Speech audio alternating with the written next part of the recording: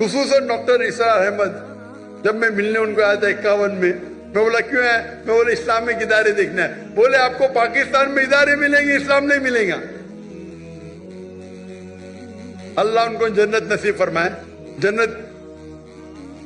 جنت اعلیٰ، جنت فردوس.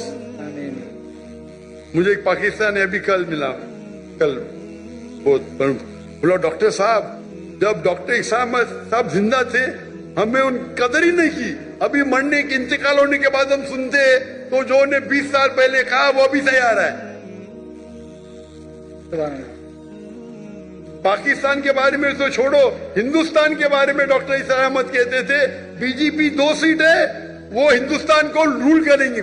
کیا کون سوچ بھی نہیں سکتا تھا خواب میں.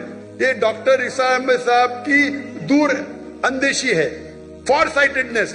جب بی جے پی کی 2 سیٹ تھے اس